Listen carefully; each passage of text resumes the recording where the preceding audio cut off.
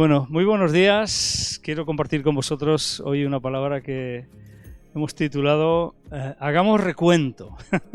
Hagamos recuento.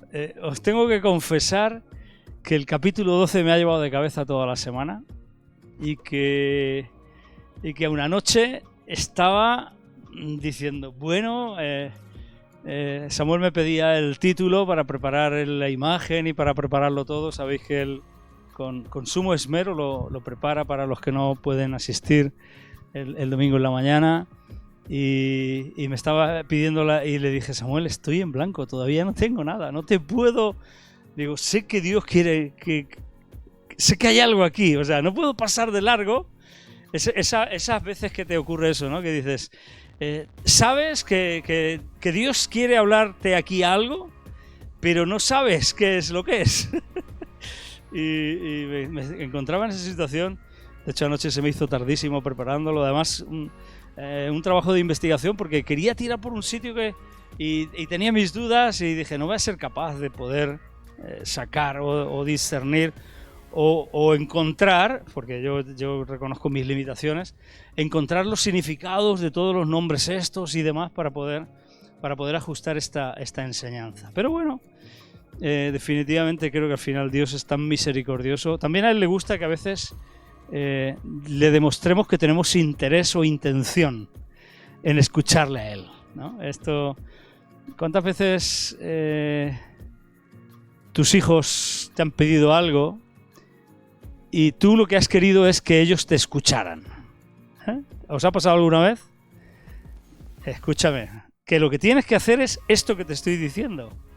Y él no, o ella no, mamá, papá, y ellos ahí empeñados, y al final le tienes que decir, esto.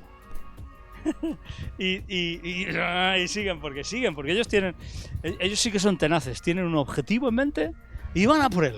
Y te tientan, te prueban la paciencia, te exprimen tu aguante, te dan la vuelta, tú te sigues a otra cosa porque saben que tú estás ocupado, claro. Y otra vez vienen con lo mismo, son persistentes, son pesadísimos, o sea, son imposibles.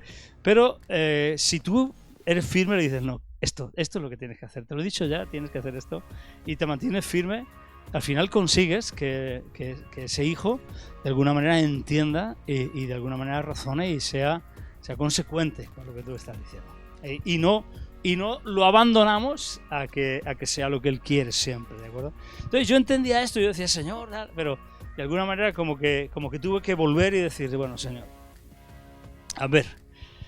Entonces, hagamos recuento, lo he titulado Hagamos recuento, porque si os dais cuenta, este capítulo, el capítulo 12 del libro de Josué, que es donde estamos inmersos, he tenido mis dudas de si tratar el libro de Josué ha sido una buena idea o una mala idea. He tenido mis dudas porque al final como que nos cansamos, ¿no? Empezamos así con muchas ganas, con mucho ánimo, con mucho entusiasmo. Es lo que pasa cuando te compras algo nuevo, ¿no? Al principio, qué bien, ya conforme se va haciendo viejo, ya lo vas, ¿no? Como un móvil nuevo. El día que le regalas un móvil nuevo a tu hijo, papá, qué bueno, cuánto te quiero, pero luego con el tiempo al final incluso lo maltrata y demás, ¿no? Bueno, pues sería esto, ¿no? He tenido mis dudas, digo, Señor, ¿de verdad es correcto, es conveniente haber tocado el libro de Josué así capítulo tras capítulo, versículo tras versículo, enseñanza tras enseñanza, renglón tras renglón, como dice la Escritura, como dice la palabra, buscándole a Él y buscando entender? Y realmente estoy convencido de que sí, de que era la voluntad del Señor para nosotros. Hemos visto temas impresionantes, hemos visto enseñanzas impresionantes, impactantes, que yo hasta ahora ni había considerado en mi vida. Y bueno, llegamos a este capítulo, que es el capítulo 12 de un libro que tiene 24 capítulos. Es el centro, el capítulo central del libro de Josué, el capítulo 12. Y aquí nos encontramos con un recuento. El recuento de los reyes que habían sido derrotados por Moisés y por Josué, por los hijos de Israel. hacer recuento en nuestras vidas nos sirve para hacer inventario de en qué punto estamos, en qué momento nos encontramos, y ese recuento, ese inventario, siempre nos va a ayudar a trazar líneas de avance. Si no sabes en el punto en que te encuentras, ¿cómo puedes saber hacia dónde tienes que ir? Entonces, este recuento, de alguna manera, lo que hacía era, pues eso, recuento, los ponía en situación. ¿De acuerdo? Entonces tenemos el capítulo 12 de Josué, del versículo 1 al 6, donde se nos relata los reyes derrotados por Moisés. Versículo 1, vamos a leerlos, los 6. Estos son los reyes de la tierra que los hijos de Israel derrotaron y cuya tierra poseyeron al otro lado del Jordán, hacia donde nace el sol, ¿sabéis? Al oriente del río Jordán. Estos territorios no estaban en la hoja de ruta. No estaba previsto que ellos conquistaran estos territorios. Ellos iban a conquistar los territorios del otro lado del Jordán, hacia el lado occidental del río Jordán. Al otro lado del Jordán, hacia donde nace el sol, desde el arroyo de Arnón hasta el monte Hermón y todo el Arabá al oriente. Sehón, rey de los amorreos, que habitaba en Hesbón, y señoreaba desde Aroer, que está a la ribera del arroyo de Arnón, y desde en medio del valle y la mitad de Galaad hasta el arroyo de Jaboc, término de los hijos de Amón. Y el Arabá hasta el mar de Cineret al oriente, y hasta el mar del Arabá, el mar salado, al oriente por el camino de Bet Jesimot, y desde el sur al pie de las laderas y del Pisga. Esto, como comentaba Elsa, esto es que aquí sí que necesitamos un poquito de paciencia. Porque decimos, bueno, esto es que es un tostón. O sea, que llega hasta allí, que bueno, tenemos que entender que esto era tremendamente importante para ellos, porque les hablaba precisamente con detalle de todo lo que Dios les había prometido. Hasta el límite, hasta el mínimo detalle de las promesas de Dios. Y así lo tenemos que ver para nuestra vida. Lo que Dios te ha prometido, lo más mínimo que te ha prometido, está en esos límites de lo que tiene que ser tu vida abundante. Versículo 4. Y el territorio de Og, rey de Basán, que había quedado de los refaítas. Los refaítas eran una tribu de gigantes. ¿De acuerdo? Este era uno de los gigantes. De hecho, por ahí en un versículo, lo tengo por aquí anotado, Og, rey de Basán, creo que está en Deuteronomio capítulo 3, no sé si es el versículo 11, nos dice las medidas de su cama. Dice que la cama era de 9 codos de largo por 4 codos de ancho. Es decir, eran aproximadamente unos 4 metros y medio de larga por 2 metros de ancha. O sea, fijaros el tío cómo era. El tío era el refaíta este. ¡Oh! Era un armario de 4 puertas. O sea, los culturistas del campeonato de culturismo se quedan en mantillas al lado de Og, rey de Basán. Y el territorio de Og, rey de Basán, que había quedado de los refaítas, el cual habitaba en Astarot y en Edrei, y dominaba en el monte Hermón, en Salca, en todo Basán, hasta los límites de Jesús y de Maaca, y la mitad de Galaad, territorio de Sehón, rey de Hesbón. A estos derrotaron Moisés, siervo de Jehová, y los hijos de Israel. Y Moisés, siervo de Jehová, dio aquella tierra en posesión a los rubenitas, a los gaditas y a la media tribu de Manasés. Bueno, se nos presenta primero el recuento de los 2 reyes derrotados por Moisés. Esto nos lleva a recordar nuestras victorias pasadas. Me ha gustado mucho la presentación de la reunión, donde se nos ha invitado a que recordemos lo que Dios ha hecho por nosotros. Entonces, ellos, a la hora de hacer recuento, también cuentan las victorias pasadas, las victorias más antiguas, las anteriores, las del otro lado del río Jordán. Las victorias conseguidas en otras épocas o etapas de nuestra vida. Pero fijaros que vimos al principio del libro de Josué, ¿os acordáis de la predicación, la palabra aquella, el tema titulado Hora de pasar página? que el libro de Josué comienza con las palabras que Dios le dice a Josué: mi siervo Moisés ha muerto. O sea, de alguna manera Dios le dice: hay que pasar página, venga, Moisés ya está bien de Moisés. Vamos adelante sin Moisés. Moisés ha muerto.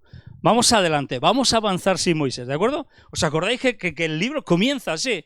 Y le dice: tú lo que tienes que hacer es, le dice, olvidarte de Moisés y luego ser valiente, esforzarte, de poner la palabra en mi corazón, tirar para adelante, etcétera, etcétera, etcétera. Todo esto que estuvimos viendo, ¿no? Pero ahora, haciendo este recuento, en el momento de hacer recuento, se nos recuerdan los reyes derrotados por Moisés. ¿En qué quedamos? ¿Pasamos página o no pasamos página? ¿En qué quedamos? ¿Es pasar página recordar los reyes derrotados por Moisés? Hay victorias que hemos obtenido tú y yo con nuestros antiguos Moisés. Y casi la gran mayoría de los que estamos aquí hemos tenido que pasar páginas en nuestra vida y dejar a algunos Moisés atrás. Porque si no, no avanzábamos, no había manera de pasar al otro lado del Jordán. ¿De acuerdo? Entonces, esas victorias que hemos obtenido con nuestros antiguos Moisés, las tenemos que valorar.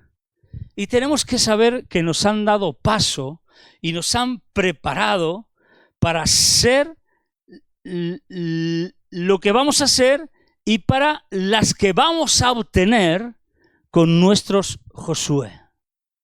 ¿De acuerdo? Yo aquí me gustaría que tuviéramos en mente esos antiguos Moisés para no hablar mal de ellos, para no deshonrarlos, para mantenerlos en honra. Porque vemos que Dios está honrando las conquistas de Moisés. ¿De acuerdo? A pesar de que esos dos reyes del lado oriental del río Jordán no estaban en la hoja de ruta de la conquista.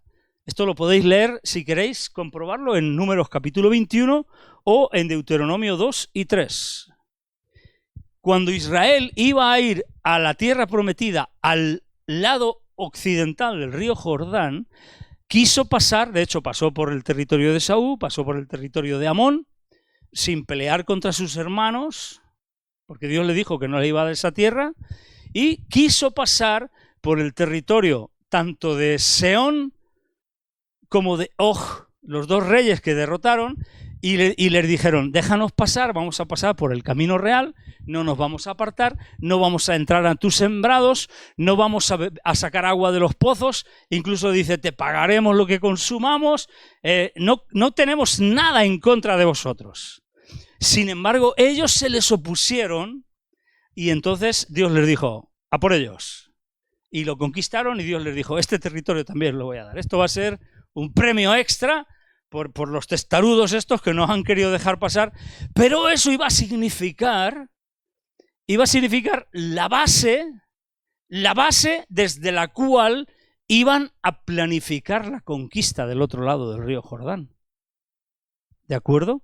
Entonces, lo que estaba diciendo en Números 21, del 21 al 30, para los que tomáis notas, que es lo mismo que Deuteronomio 2, del 26 al 37, se relata que los israelitas dijeron a Sehón que ellos solo querían pasar por su territorio sin tan siquiera pasar por los sembrados, ni beber agua de los pozos. Pero él se opuso y salió contra ellos con todo su ejército, por lo que fue derrotado por ellos. Y en Número 21, del 31 al 35, que es lo mismo que Deuteronomio 3, del 1 al 11, dice igual de Og, rey de Basán, que hizo lo mismo y también fue derrotado por ellos. Pero es desde esos territorios que se prepararon para la nueva etapa del otro lado del río. Fijaros que ahí los discursos finales de Moisés se dieron allí, en esa tierra. Ahí Israel hizo de nuevo, renovó el pacto con Dios.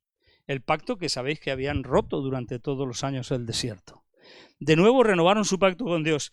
Y ahí también fue designado Josué como sucesor de Moisés. O sea que necesitaron esa base para avanzar. Los Moisés que te cuidaron al principio pusieron una base dentro de ti que te ha hecho llegar a ser quien eres ahora. Que hayan pasado cosas malas no significa que lo bueno no haya permanecido en ti ni deba de permanecer en ti. ¿De acuerdo? No deseches las victorias conseguidas con tus viejos Moisés, porque todas ellas sirvieron para ser quien eres hoy. No dejes de honrar a quienes te guiaron en tus inicios. Si queréis mirar en Hebreos lo que dice Hebreos acerca de los pastores, considerad el resultado de su conducta e imitad su fe. ¿De acuerdo? Esta es la clave. No perdamos esa honra. Esa honra tenemos que mantenerla. Hay un principio que es el principio de la honra, que es importantísimo. Si rompemos este principio, estamos renegando de esas dos principales victorias, que son Og y Seón. ¿De acuerdo?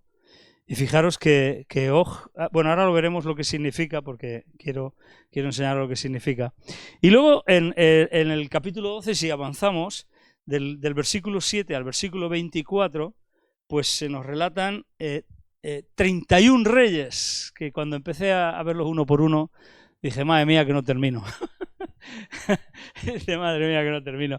De hecho, hoy llevo 3 folios, o sea que voy a intentar ir rapidico, porque si no vais a decir, ostras, Ángel, ¿cómo te has clavado hoy?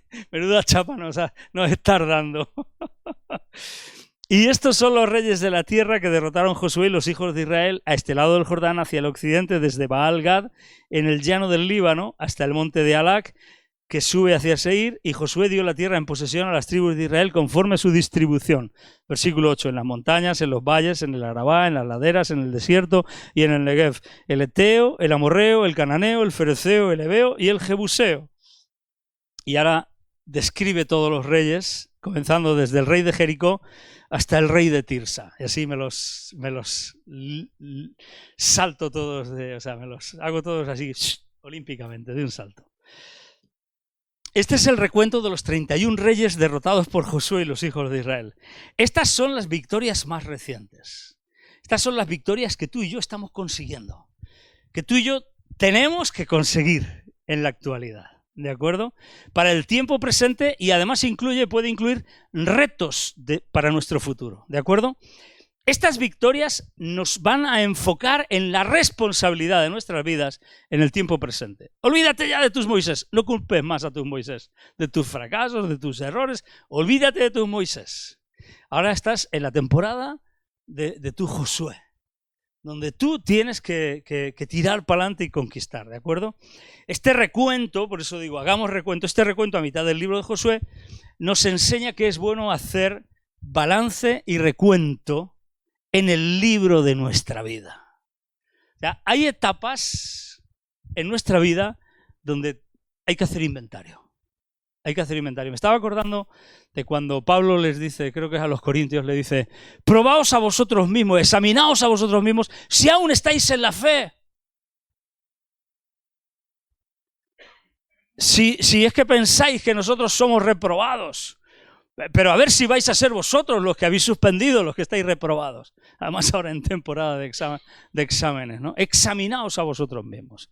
De alguna manera hay momentos en que tenemos que hacer recuento de quiénes somos y de qué hemos conquistado y de qué tenemos por delante para conquistar. ¿De acuerdo? Especialmente hacer recuento de los reyes derrotados. ¿Por qué? Porque la conquista de la tierra comienza con la derrota de sus reyes, para acto seguido pasar a tomarla en posesión. Si no hubieran derrotado a estos reyes, no podrían habitar sus ciudades, no podrían tomar la tierra en posesión para ellos. Por eso es importante, lo primero, derrotar a sus reyes. ¿De acuerdo? Debe ser conquistada para poder ser distribuida y habitada. Veremos que luego más adelante ya empieza la distribución del territorio y todo esto. Y bueno, veremos a ver qué cosas nos quiere enseñar el Señor, ¿eh? ¿De acuerdo? Para poseerla y disfrutarla se necesita haberla conquistado antes. Para tener una vida abundante necesitamos haber derrotado estos reyes que dominan, porque el rey lo que hace es dominar, establecer su señorío sobre territorios, ¿de acuerdo? Debe ser conquistada para poder ser distribuida y habitada. Para poseerla y disfrutarla se necesita haberla conquistado antes. Fijémonos que en este tiempo Israel, aquí cuando están haciendo el recuento, todavía tenían su campamento en Gilgal y no se habían ido a vivir a ninguna de las ciudades de los reyes que habían conquistado. Todavía tenían su campamento en Gilgal, es decir, todavía estaba pendiente poseer lo que habían conquistado. ¿De acuerdo? Es decir, que no basta convencer a los reyes. Ahora hay que ponerse en marcha, hay que volver a edificar la ciudad, hay que trabajar por eso, hay que poseerla, hay que tomar posesión y hay que vivir allí. ¿De acuerdo? Todavía no se habían establecido en la tierra prometida ni habían ocupado sus ciudades. Todos estos reyes representan el dominio sobre lo que tú y yo hemos sido llamados a poseer y a hacer nuestro. Porque estábamos hablando de que la tierra prometida representaba la conquista de la vida abundante, de un cristianismo fructífero, del propósito de Dios en nuestra vida, ¿de acuerdo? Entonces, todos estos reyes representan el dominio sobre lo que tú y yo hemos sido llamados a poseer y a hacer nuestro. ¿Puedes hacer conmigo un recuento de los reyes que has derrotado por la gracia de Dios? ¿Has hecho este recuento alguna vez en tu vida? ¿Lo hemos hecho? Yo no sé si lo he hecho así seriamente o no. A veces sí lo hemos pensado, pero ¿hacemos recuento? Venga, hagamos recuento. ¿Vale? Bueno, vamos a meterle rapidez a esto porque si no esto se atasca. El primer rey es de los del otro lado del Jordán, del lado oriental, es Seón. Seón significa arrancar, arrebatar, arrastrar, barriendo. Esto, yo tenía mis dudas de poder encontrar los significados de todos los nombres de estos reyes y de sus ciudades. Y bueno, al final Internet está bastante bien para estas cosas, porque cuando las capacidades de uno, los conocimientos de uno del idioma hebreo no alcanzan, pues entonces tiene que tirar de la gente que sí que sabe. ¿De acuerdo? Entonces, Seón, arrancar, arrebatar, arrastrar y barriendo, ¿no? Que dominaba en Esbón. Esbón significa ardid, ingenio, inteligencia o fuerte. Nos habla este rey, este dominio, este principado, potestad, gobernador o hueste espiritual de maldad. Nos habla de la corriente de pensamiento de este siglo. Esas fortalezas mentales que arrancan y barren todo pensamiento que se sujeta o que se quiere sujetar y darle autoridad, toda la autoridad al señorío de Jesucristo y a su palabra. Este es el principio básico para seguir a Jesús. Cuando tú te entregas al Señor, por eso esta es la primera victoria y es una de las victorias fundamentales. Si tú persistes en seguir al Señor es porque tú has decidido que su palabra y su autoridad sean las que gobiernen tus pensamientos. Y empiezas a cuestionar las maneras de pensar del mundo y empiezas a cambiar los pensamientos que tenías antes por pensamientos de Dios, pensamientos de su palabra. Y si esto no lo haces en tu vida, tendrás un conflicto grandísimo y al final Seón, con su inteligencia, barrerá todo ese pensamiento y toda tu fortaleza espiritual para seguirle a él, ¿de acuerdo? Arrancará todo eso, con ardides, con ingenio y demás. ¡Oh! El segundo, que significa gigantesco. Os he dicho que era un gigante de los refaítas. Su cama medía 4,5 metros de largo por 2 de ancho, Deuteronomio 3:11, para el que tenga interés en comprobarlo. Era el rey de Basán. Basán significa llanura fértil y sin piedras o suelo ligero. Og representa una fortaleza o principado espiritual cuyo objetivo es vendernos un cristianismo sin dificultades ni piedras en las que nuestro pie no tropiece. Esto representa Og, rey de Basán.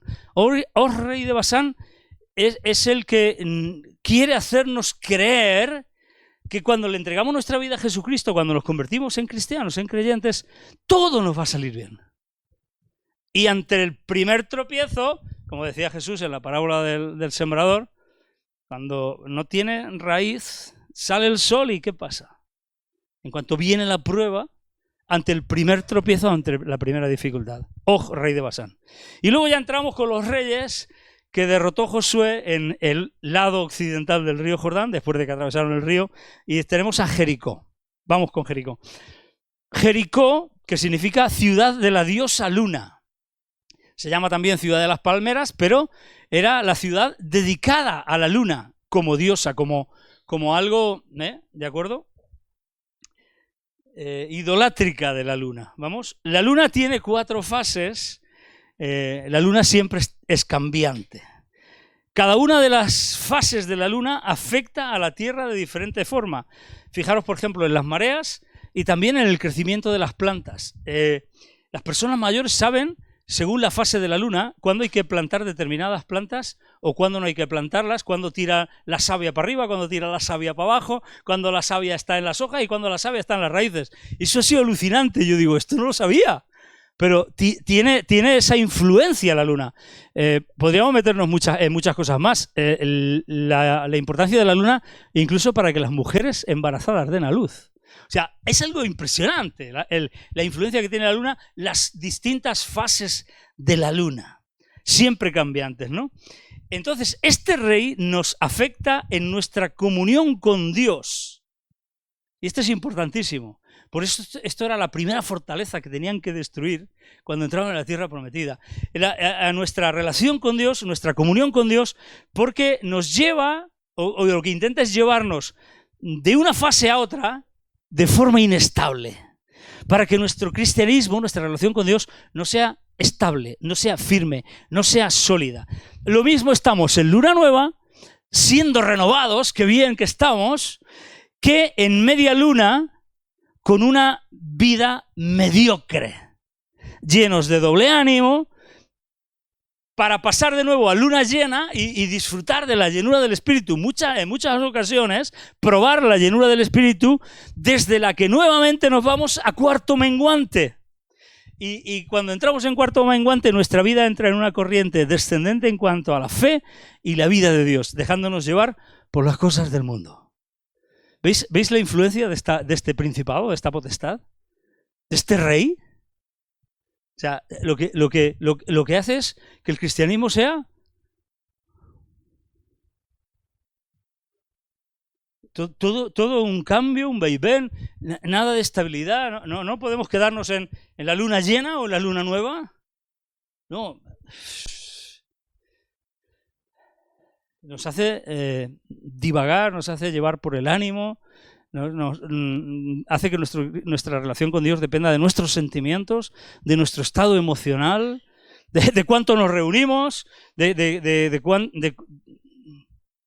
cómo nos va en la vida, de cuáles son los problemas, etcétera, etcétera.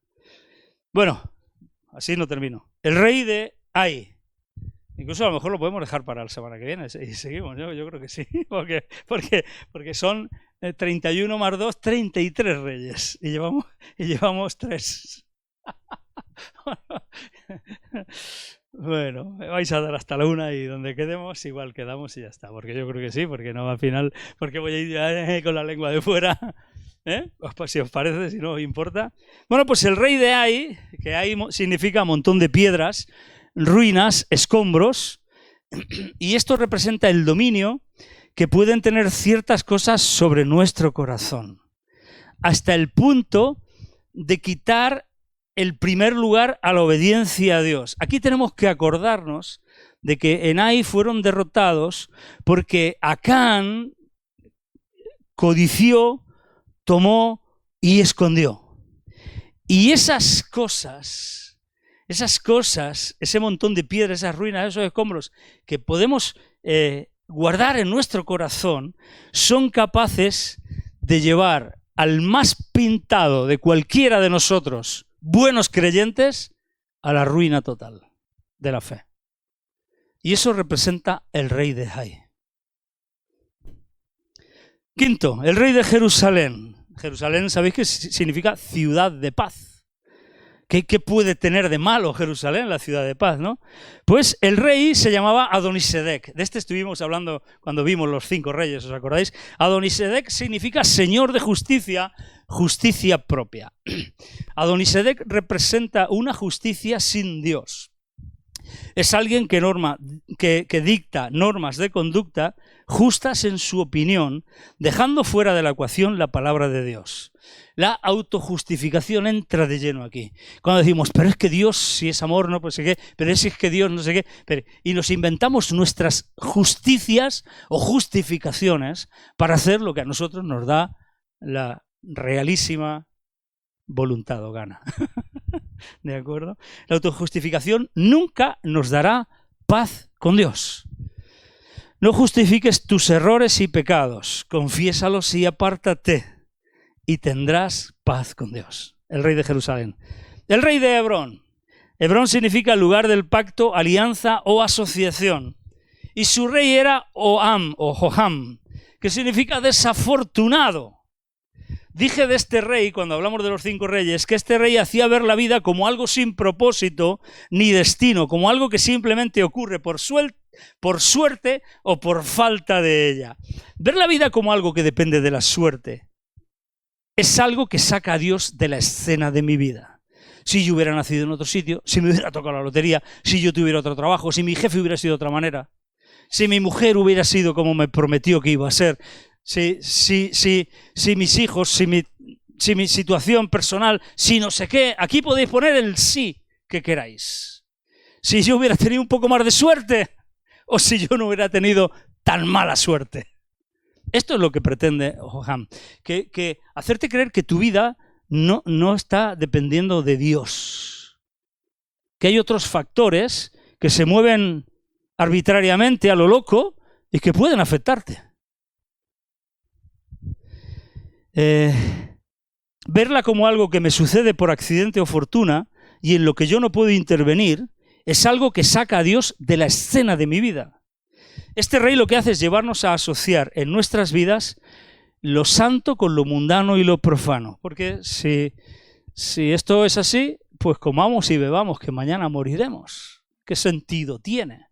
¿De acuerdo? Si yo lo que tengo que hacer es tener un golpe de suerte, ¿qué sentido tiene mi vida? ¿Qué pinta Dios en ella, ¿no? Es vital vigilar bien con quién nos asociamos en la vida, porque esto es, vamos al significado de la ciudad, Hebrón, asociación. ¿Quién va a ser el que va a influenciar en tu vida? ¿Alguien que cree en Dios o alguien que cree que necesitas un golpe de suerte? Y escoger correctamente nuestras compañías.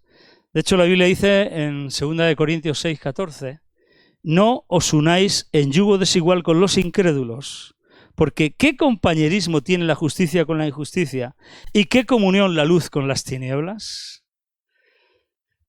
Todos estos reyes que yo estoy tratando de identificar espiritualmente son reyes que tenemos que derrotar para alcanzar la vida cristiana victoriosa.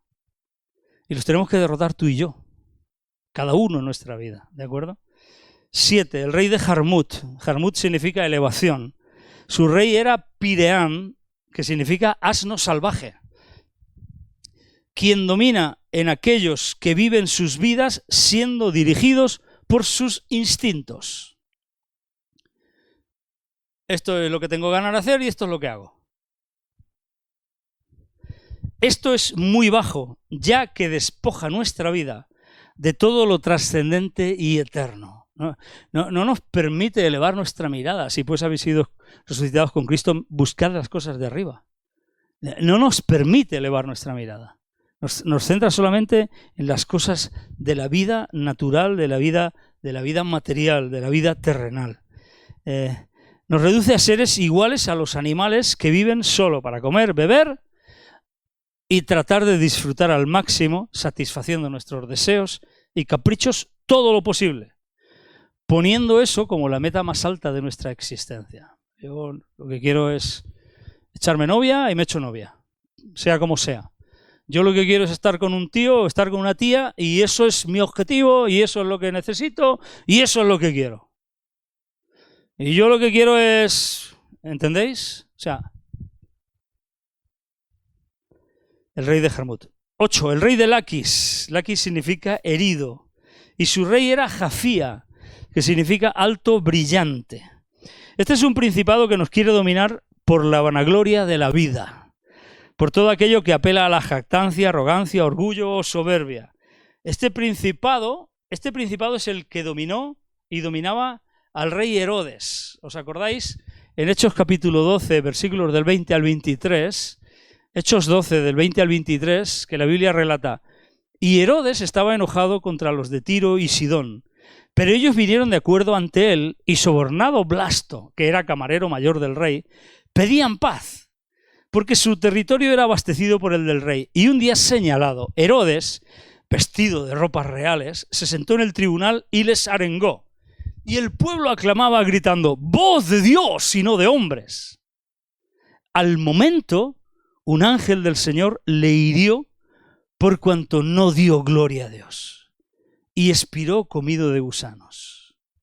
Este principado es el que nos lleva a ser orgullosos, arrogantes, soberbios. El orgullo y la soberbia, fijaros, esta es una enseñanza impresionante. Esta la tengo subrayada y en negrita. Estas son de las que digo, wow, esto es importante e impresionante. El orgullo y la soberbia se convierte en un gusano que termina comiéndonos por dentro.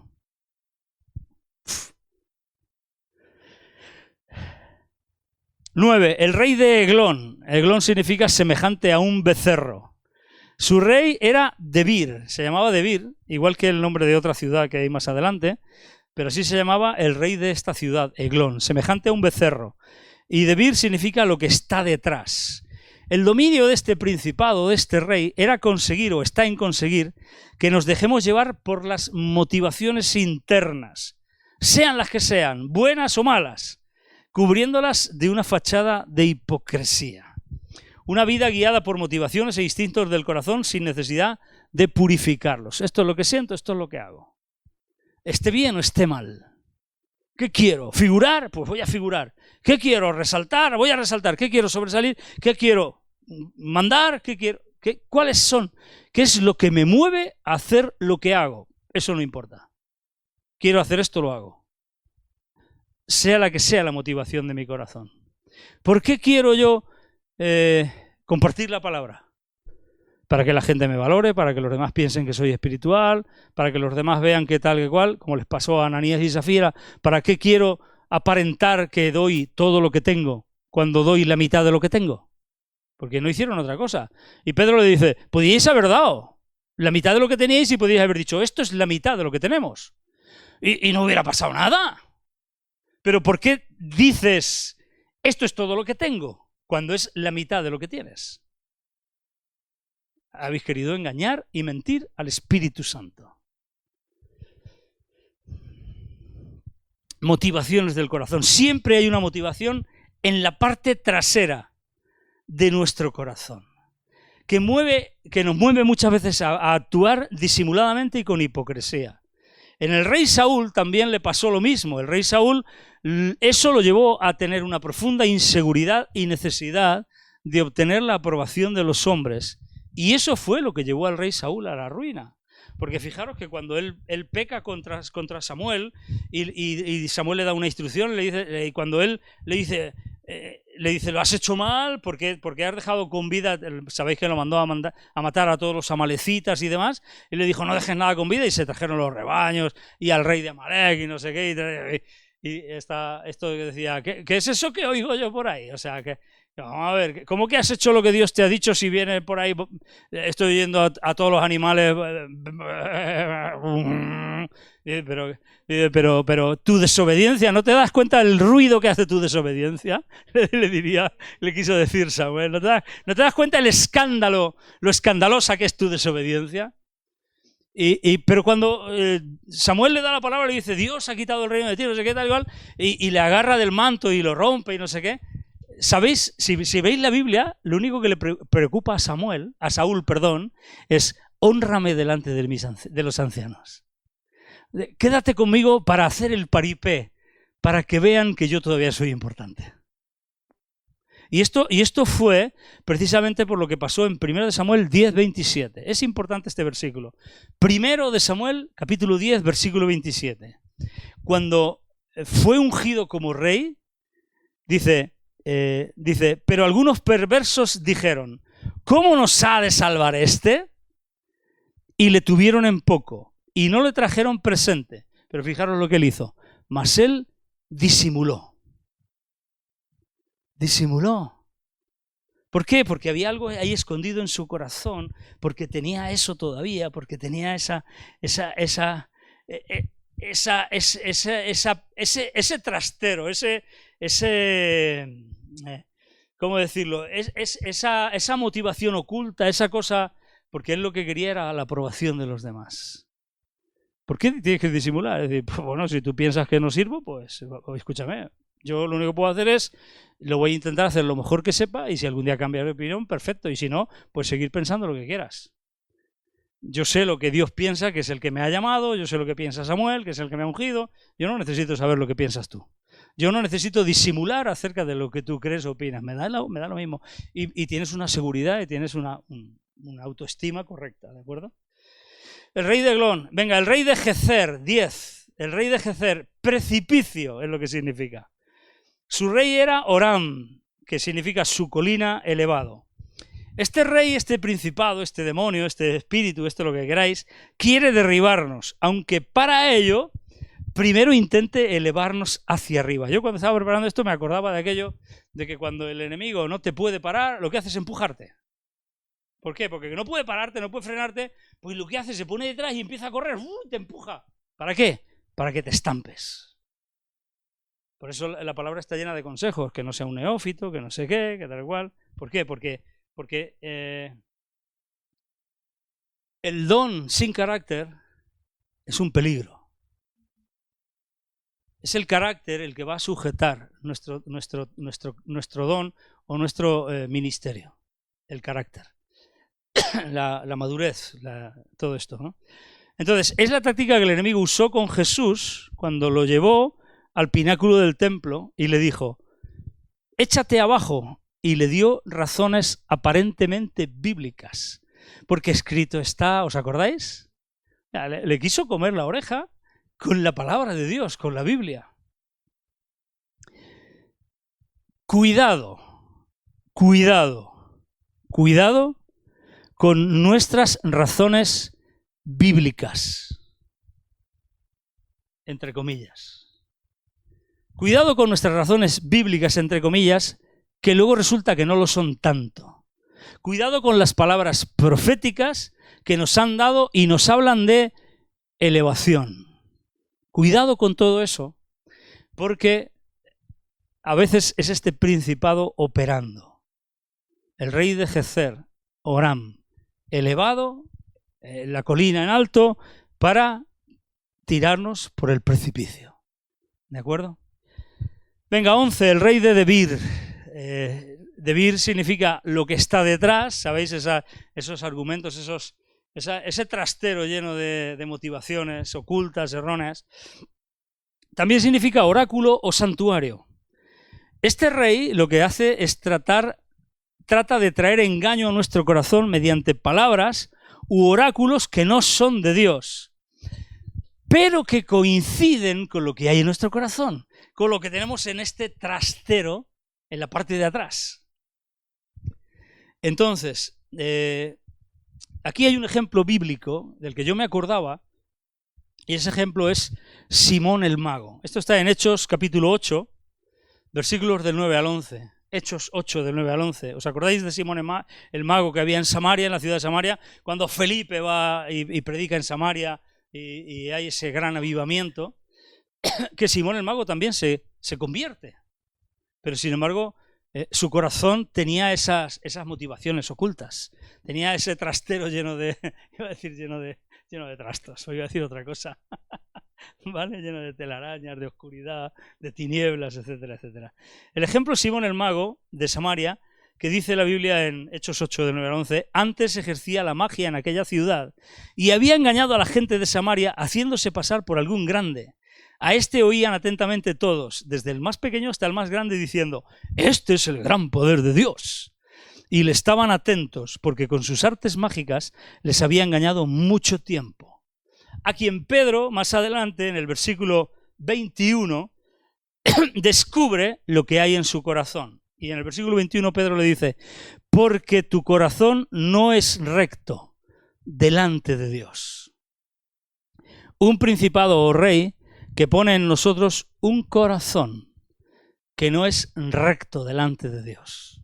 Fijaros que David era tan sensible, un hombre conforme al corazón de Dios, era tan sensible para con esto que continuamente leemos en sus salmos: crea en mí un corazón limpio, un espíritu recto, renueva un espíritu recto, examíname, crea un recto corazón, purifica mi corazón. Este era de continuo el pensamiento de David. Alguien conforme al corazón de Dios. El rey de Debir. 12. El rey de Geder, que significa muro o cerco, lugar amurallado. Los muros son construcciones que sirven de barrera o para delimitar un terreno o formar un cercado. ¿Os acordáis de la importancia del muro cuando estuvimos estudiando el libro de Nehemías? Que también al final se hizo largo de estudiar también. Pero qué bueno que fue también, realmente, ¿eh? Siempre que el hombre ha construido casas y ciudades, ha levantado muros de muy diversos materiales, diseños y propósitos. Este rey lo que hace es levantar muros que se interponen entre las promesas de Dios y nosotros. Y este rey hay que derrotarlo por la fe. Hebreos 11:30 dice: por la fe cayeron los muros de Jericó después de rodearlos 7 días. Son esos muros que se ponen delante. Dios te ha dicho eso, pero es una ciudad amurallada hasta el cielo. Hay un muro, hay algo, hay una oposición franca. Literal, hay una oposición frontal, es un muro. Pero si Dios te ha dicho, si tienes la palabra y no sé qué, eso es por la fe. Es por la fe. 7 días, como si tienen que ser 27, pero por la fe. ¿De acuerdo? El rey de Horma, dedicado o consagrado para destrucción. Eso significa Horma. Este rey nos remonta al día cuando los israelitas se rebelaron contra Dios después de haber dudado de él y haberle desobedecido. Cuando Moisés los mandó a la tierra prometida, a los 12 espías, ¿os acordáis? Que trajeron ese reporte, 10 espías, un reporte muy negativo, al contrario que Josué y Caleb. Esos 12 al final consiguieron convencer al pueblo, los llenaron de miedo, que hay gigantes, que están los refaítas, que están los anaquitas, los hijos de Anac, que somos como si fuéramos saltamontes a sus ojos, langostas, no sé qué, uy, que las ciudades que llevan los muros hasta el cielo, patatín, patatán. Y Moisés se cabrea, se enfada, le dice: os habéis rebelado contra Dios, no sé qué. Dios muestra su enfado y ellos deciden cambiar de idea. Y alegremente dicen: vamos a conquistarla. Y Moisés les dice que no, que esto tampoco va a salir bien. Y se dirigen a la ciudad precisamente de Horma. Y son completamente derrotados y aniquilados. Son completamente destruidos. Ellos se envalentonaron en contra de los amalecitas y los cananeos y fueron derrotados y perseguidos hasta Horma. Esto está en Números 14, del 39 al 45, para las notas. Este rey lo que hace es procurar nuestra incredulidad y desobediencia ante las promesas de Dios, sabiendo que nuestra incredulidad y desobediencia ante las promesas de Dios es lo que nos va a destruir espiritualmente. Si tú y yo dudamos de las promesas que Dios nos ha dado, si tú y yo dudamos de su palabra y si tú y yo somos desobedientes a eso, eso nos va a destruir espiritual, eso va a destruir nuestra vida espiritual. Porque nos debilita completamente, nos aleja de una vida victoriosa. ¿Por qué no entraron ellos en la tierra prometida? ¿Por qué no entraron? ¿Por qué creyeron a esos 10 espías? ¿Por qué no lo consiguieron? Dice Hebreos que es por la fe y por la incredulidad. O sea, por la desobediencia y por la incredulidad, ¿vale? Por su desobediencia y por su incredulidad. Por eso no entraron. Entonces, esto es lo que va a destruirnos. Y todos esos murieron en el desierto. Es decir, es lo que va a conseguir que seamos cristianos que ni fu ni fa, que ni pinchan ni cortan. Cristianos grises, mediocres e incapaces de influenciar en nada ni en nadie. Un cristianismo de desierto, no un cristianismo de tierra prometida. El rey de Horma. Yo creo que es prudente, ¿o qué? Os decimos otro más. Lo vamos a ir dejando porque es demasiado largo y demasiado intenso. Y aún así he ido muy deprisa. Se podría haber trabajado un poquito más. Pero creo que el rey de Horma es un buen rey para dejarlo aquí. ¿Os parece? Vamos a repasar un poquito todos. Y luego pues tenemos pendientes el rey de Arad, el de Libna, Adulam, Maceda, Betel, Tapúa, Éfer, es que son muchísimos. Son 33 al final. Yo cuando iba por aquí ya estaba desesperado. Ya estaba desesperado. Y efectivamente es demasiado. Entonces, Seón, arrancar, barriendo, dominar este que quiere quitar, quiere conseguir que no pensemos como tenemos que pensar como creyentes, ¿no? Cambiar esa manera de pensar. Og, ese gigante que es una fortaleza, un principado, que nos quiere vender ese cristianismo sin obstáculos. O sea, es el que cuando nos convertimos nos quiere que pensemos y que estemos convencidos de que al ser creyentes todo nos va a ir bien. Ese es Og. Luego el rey de Jericó, que nos lleva a un cristianismo cambiante, a un cristianismo en fases lunares. El rey de Ai, que puede provocar la ruina cuando consigue que codiciemos, que tomemos cosas y que las guardemos en nuestro corazón, a pesar de que sabemos que estamos desobedeciendo a Dios. Y eso nos puede llevar a la ruina a cualquiera de nosotros. El rey de Jerusalén, ese de la justicia propia, esa justificación, autojustificación, el rey de Hebrón, donde tenemos que vigilar bien nuestras asociaciones, el rey de Jarmut, ese asno salvaje, ese que lo único que quiere es que nos interese lo que queremos, ¿no? No como Elías, que sintió un vivo deseo por Jehová, sino que sintamos un vivo deseo por lo que sea y allá vamos, ¿no? Tipo Sansón, que le gusta esa y a por esa, ¿no? ¿Os acordáis de Sansón? El rey de Laquis, esa soberbia, ¿no? El orgullo y la soberbia que se convierte en un gusano que termina comiéndonos por dentro. El rey de Glón, esa cámara secreta, ese trastero que tenemos ahí lleno de motivaciones equivocadas, erróneas, que a veces dejamos que nos dirijan.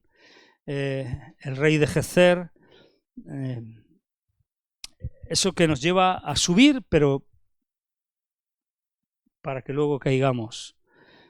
Esas doctrinas bíblicas o esas razones bíblicas que luego resulta que no lo son tanto, que las hemos equivocado, las hemos creído equivocadas. Fijaros que el propio Satanás tentó a Jesús con la palabra de Dios, ¿no? Si Jesús no lo hubiera interpretado correctamente, si él no hubiera tenido una base sólida.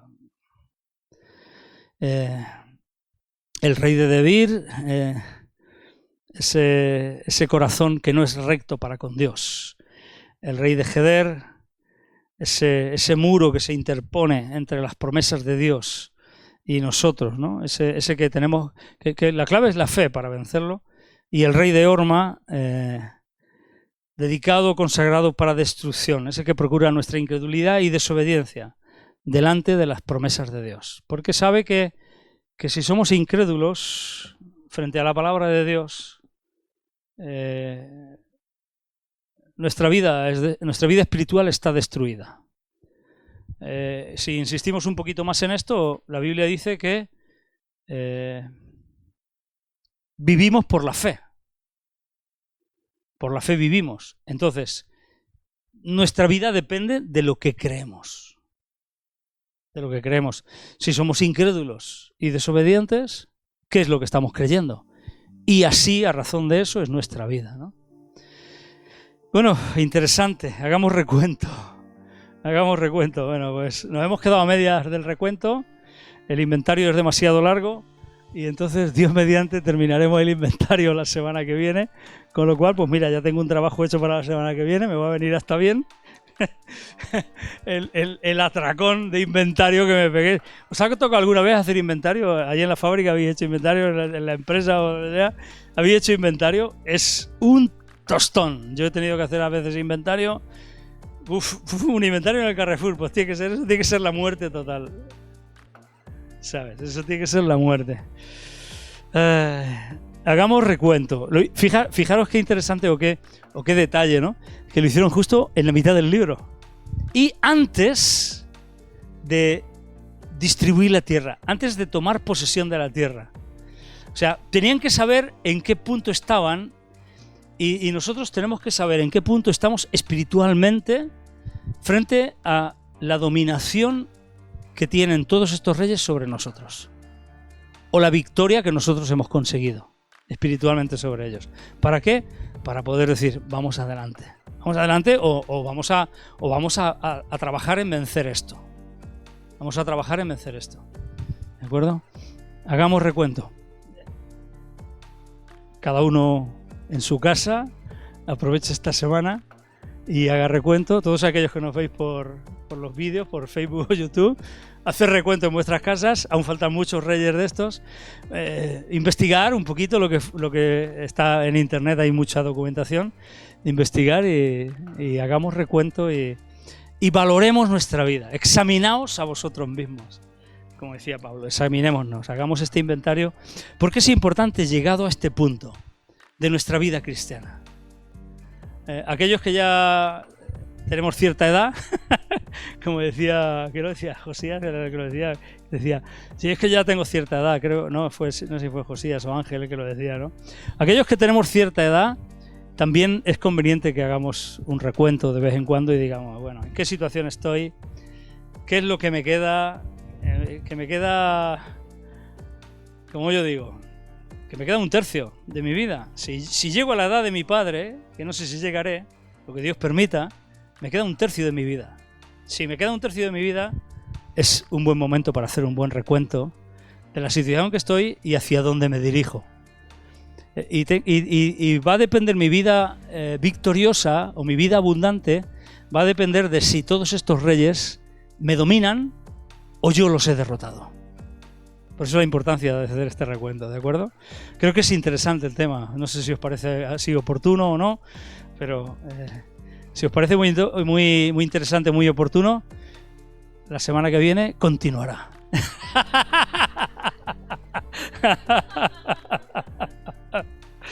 Que Dios os bendiga mucho, que tengáis una muy buena semana y que Dios nos dé fortaleza para vencerlos y derrotarlos a todos. En el nombre de Jesús.